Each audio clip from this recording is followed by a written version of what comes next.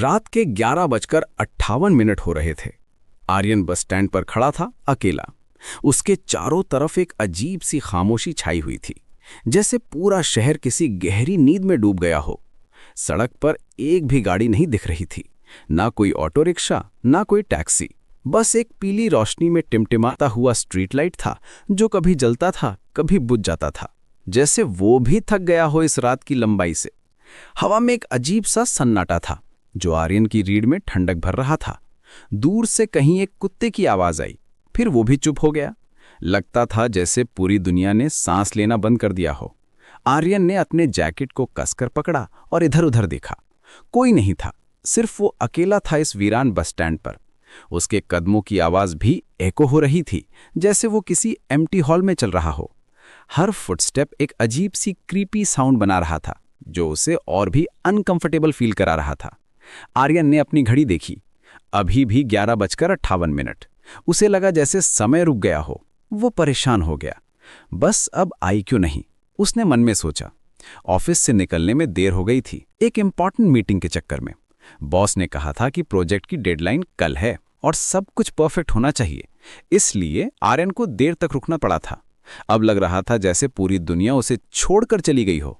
उसकी वाइफ का फोन आया था 2 घंटे पहले, पूछ रही थी कि कब तक आएगा। उसने कहा था कि जल्दी ही निकलूंगा, लेकिन अब तो रात हो गई थी। वो सोच रहा था कि कैसे एक्सप्लेन करेगा घर जाकर।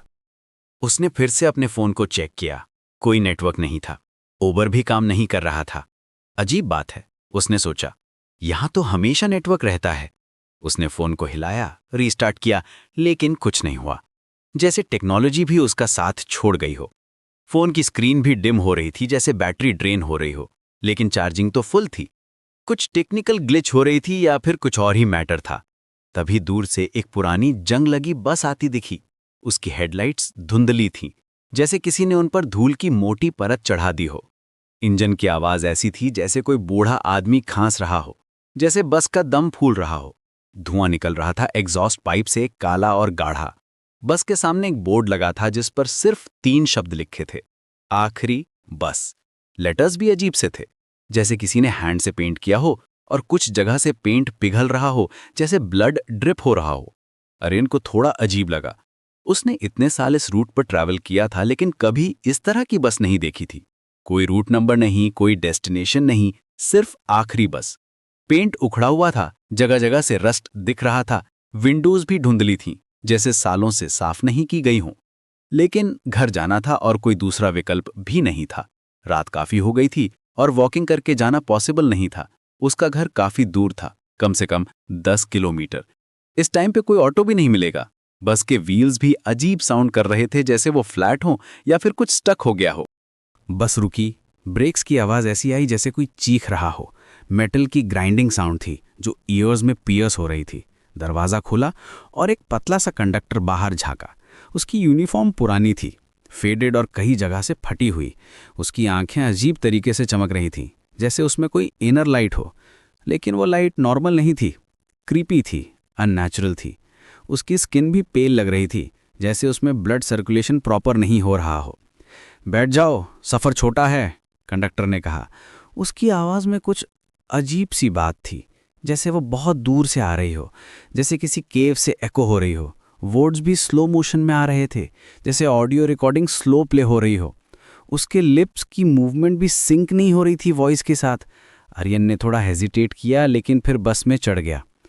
स्टेप्स भी क्रीकी थे, जैसे वो टूट जाएंगे। मेटल की रेलिंग भी कोल्ड थी, अनयूजुअली कोल्ड। अंदर का नज़ारा देखकर उसे और भी अजीब लगा।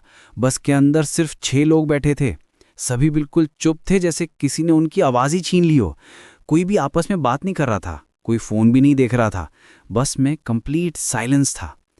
एयर कंडीशनिंग भी नहीं चल रही थी, लेकिन अंदर का टेम्परेचर ठंडा था, अननेचुरली कोल्ड।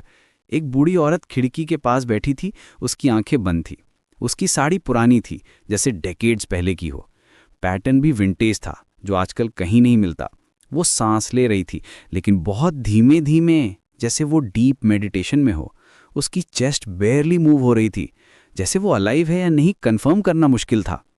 एक मध्यम उम्र का आदमी अपने हाथों को देख रहा था, जैसे वो पहली बार उन्हें देख रहा हो।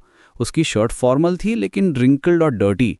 टाई भी लूज था, जैसे किसी स्ट्रगल में फंस गया हो। उसकी आंखों में कंफ्यूजन था, पैनिक था। एक लड़का कोने में दुबका हुआ था, उसका चेहरा डर से भरा था। उसकी आंखों में पैनिक दिख रहा था, जैसे वो कुछ टेरिबल देख रहा हो। वो कंटिन्यूसली अपने हैंड्स को रब कर रहा था, नर्वसली। उसकी ब्रीदिंग भी फास्ट थी, जैसे वो हाइपरवेंटिलेट कर रहा हो। कॉलेज बैग उसके पास रखा था, बुक्स स्कैटर हो गई थी। एक मिडिल एज्ड वुमेन भी थी, जो अपनी पर्स को टाइट ग्रिप में पकड़े हुई थी, जैसे कोई उसे छीनने की कोशिश कर रहा हो। उसकी नकल्स वाइट हो गई थी टाइट ग्रिप की वजह से। आर्यन ने एक सीट पर बैठकर चारों तरफ देखा। बस की सीटें पुरानी और फटी हुई थी। फोम बाहर निकल रहा था कई जगह से। स्प्रिंग्स भी दिख रहे थे, रस्टी और बेंट। दीवारों पर अजीब से निशान थे, जैसे किसी ने नाखूनों से खरोचा हो, या फिर जैसे कोई डेस्परेटली एस्केप करने की कोशिश कर रहा हो। स्क्रैचेस डीप थे, मेटल तक पहुंच गए थे। कुछ मार्क्स ब्लड जैसे दिख रहे थे, लेकिन ड्राइड और ओल्ड। हवा में एक अजीब सी बदबू थी, जो उसे परेशान कर रही थी। वो बदबू मेडिसिन जैसी थी या फिर हॉस्पिटल जैसी। केमिकल स्मेल भी थी, जैसे फॉर्मल्डिहाइड हो। बस चलने लगी। इंजन की आवाज़ इर्रेगुलर थी, कभी तेज कभी धीमी। रिदम नहीं था, जैसे कोई हार्ट प्रॉब्लम हो। गियर भी प्रॉपर्ली शिफ्ट नहीं हो रहे थे।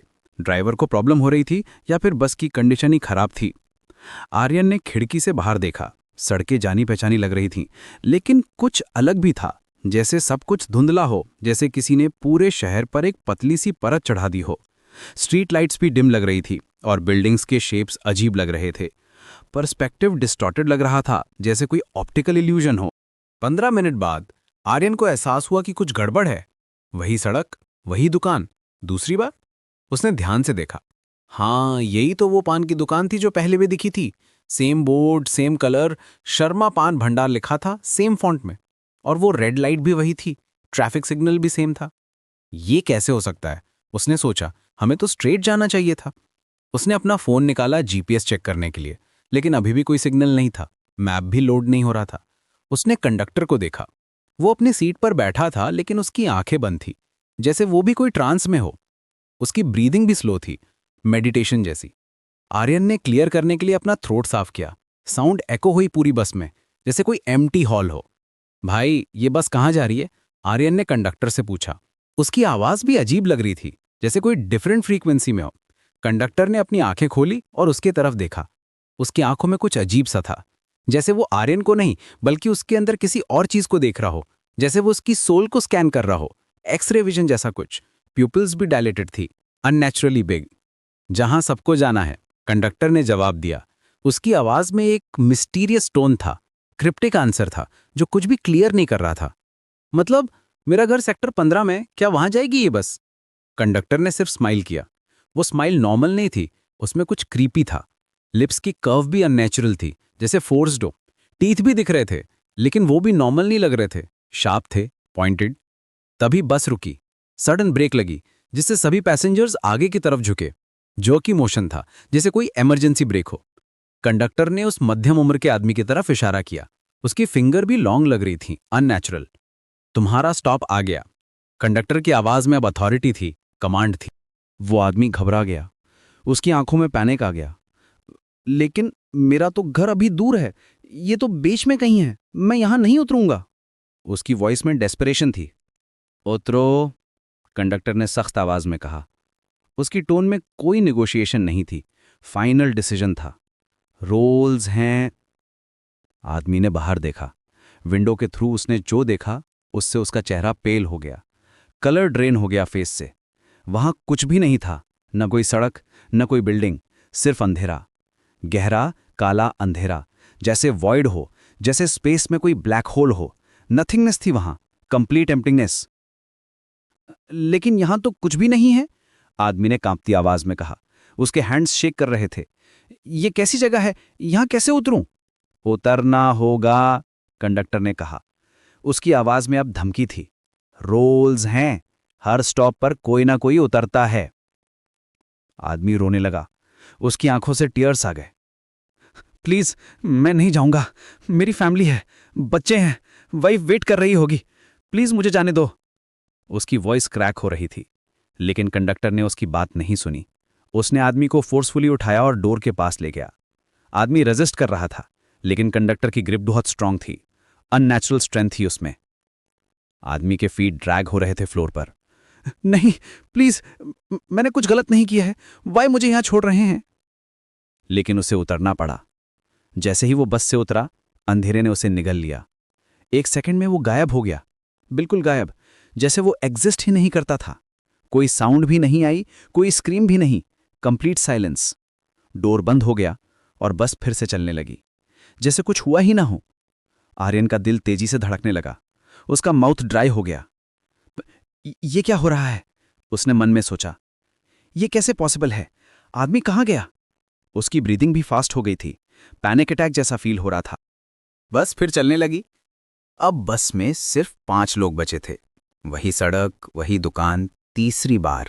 आर्यन को समझ आ गया कि बस शहर से बाहर नहीं आ रही है, बल्कि सर्कल में घूम रही है। सेम रूट, सेम प्लेसेस, जैसे कोई लूप में फंस गया हो, इन्फिनिट लूप। टाइम भी सेम लग रहा था, जैसे क्लॉक स्टक हो गया हो। ये बस कहाँ जा रही है? आर्यन ने फिर पूछा, इस बार जोर से। उसकी आवाज में पैनिक था। प्लीज मुझे बताइए। बूढ़ी औरत ने अपनी आंखें खोली। उसकी आंखें बिल्कुल सफेद थीं, जैसे उनमें कोई प्यूपल ही ना हो, जैसे वो ब्लाइंड हो लेकिन फिर भी सब कुछ देख रही हो। मिल्की वाइट थीं, कैटरैक्ट जैसी। ये बस रोज रात चलती है, लेकिन कोई इसे याद नहीं रखता, बूढ़ी औरत ने धीमी आवाज में कहा। उसकी वॉइस में एक ईरी कामनेस थी, जैसे वो बहुत एक्सपीरियंस्ड हो इस मैटर में। क्यों? आर्यन ने पूछा। उसका वॉइस क्रैक हो रहा था। क्यों कोई याद नहीं रखता? क्योंकि जो एक बार चढ़ गया वो कभी सही सलामत नहीं उतरा, बूढ़ी औरत ने कहा। मैं भी एक बार उतर चुकी हूं। आर्यन को समझ नहीं आया, कंफ्यूजन और फियर मिक्स हो रहा था उसके माइंड में। तो फिर आप यहां कैसे हैं? अगर आप उतर चुकी हैं तो फिर बस में क्यों बैठी हैं? बूढ़ी औरत मुस्कुराई। उसकी मुस्कान में कुछ डरावना था। उसके टीथ येलो थे और कुछ मिसिंग भी थे। क्योंकि किसी का उतरना बाकी है, मेरा काम अभी पूरा नहीं हुआ। उसकी बात सुनकर आर्यन की स्पाइन में चिल दौड़ गई।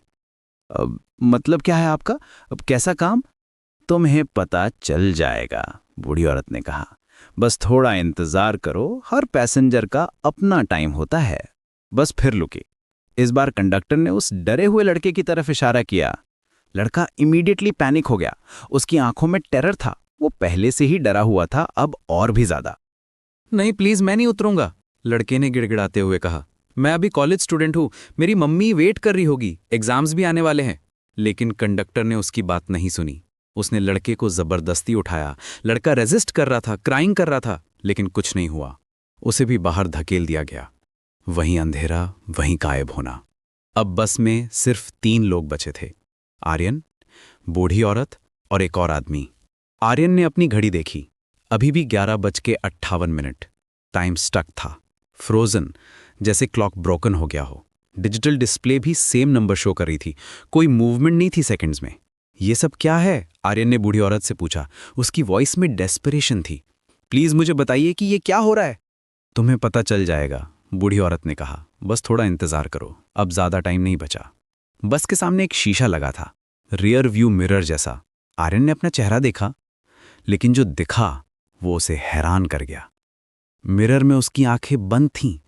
वो हिला, अपना हैंड वेव किया, लेकिन मिरर में उसकी आंखें बंद ही रहीं, जैसे मिरर में कोई और पर्सन हो, डिफरेंट रियलिटी हो। तभी मिरर से एक आवाज आई, उसकी अपनी आवाज, लेकिन टोन अलग था, क्रीपी था, डिस्टॉर्टेड था। अब तुम्हारी बारी आने वाली है। आर्यन घबरा गया, उसका हार्ट रेट इंक्रीज हो गया, एड्रेनालिन रश हो गया। वो उठ के ड्राइवर के पास गया। ड्राइवर की बैक उसकी तरफ थी। आर्यन ने उसके शोल्डर पर हैंड रखा। शोल्डर भी कोल्ड था, अननेचुरल। भाई ये बस कहाँ जा रही है, प्लीज मुझे बताइए। ड्राइवर ने अपना चेहरा घुमाया। आर्यन चीख पड़ा। ड्राइवर का चेहरा उसी का था, बिल्कुल वैसा ही, same features, same hair, same everything. लेकिन आंखें मुर्दा थीं, लाइफलेस, जैसे कोई कॉप्स हो। स्किन भी पेल थी, ब्लडलेस। मैं ही आखिरी बार बचा था, ड्राइवर ने कहा। उसकी आवाज आर्यन की ही थी, लेकिन उसमें कोई इमोशन नहीं थी, मोनोटोन, रोबोटिक। ये कैसे हो सकता है? आर्यन ने कांपते हुए पूछा। मैं कैसे हो सकते हो? ये कैसी जगह है? जब तुम्हारी बारी आएगी तब समझ जाओगे, ड्राइवर ने कहा, हर रात एक नया ड्राइवर चाहिए, हर रात एक नया शिकार, ये साइकिल चलती रहती है। कंडक्टर ने अनाउंसमेंट किया, सिर्फ एक यात्री ही घर पहुंचेगा। उसकी वॉइस एको हो रही थी पूरी बस में। अब बस में सिर्फ आर्यन और बूढ़ी औरत बचे थे। बूढ़ी औरत हंसने लगी, उसकी लाफ्टर एको हो रही थी पूरी बस में। मनायकल लाफ्टर था, क्रीपी। मेरा काम हो गया, अब मैं जा सकती हूं, फाइनली फ्री हूं। वो उठी और बस से उतर गई, लेकिन इस बार वो गायब नहीं हुई। वो बस चलती गई जैसे कुछ हुआ ही ना हो, जैसे वो नॉर्मल पैसेंजर थी। उसका रोल कंप्लीट हो गया था। अब बस में सिर्फ आर्यन था। कंडक्टर उसकी तरफ आया, उसकी स्माइल और भी क्रीपी हो गई थी, टीथ भी शार्प दिख रहे थे। अब तुम्हारी बारी है, कंडक्टर ने कहा। चॉइस टाइम है। नहीं, आर्यन ने कहा, मैं नहीं उतरूंगा, मैं घर जाना चाहता हूं। तो फिर तुम्हें चूज करना होगा, उतरना है या चलाना है। दो ऑप्शंस हैं। आर्यन को समझ आ गया ये एक ट्रैप था, एक ऐसा ट्रैप जिससे निकलना इम्पॉसिबल था। या तो वो उस डार्कनेस में गायब हो जाए या फिर अगले विक्टिम का वेट करे। थर्ड ऑप्शन नहीं था। अगर मैं ड्राइवर बन जाऊं तो? आर्यन ने पूछा। क्या होगा? तो तुम बच जाओगे, कंडक्टर ने कहा, लेकिन हर रात तुम्हें यही करना होगा। नए लोगों को लाना होगा, न्यू पैसेंजर्स। ये तुम्हारी जॉब होगी। आर्यन ने ड्राइवर की सीट की तरफ देखा। वो दूसरा आर्यन गायब हो चुका था। सीट एम्प्टी थी, जैसे वो एग्जिस्ट ही नहीं करता था। उसकी टर्न कंप्लीट हो गई थी।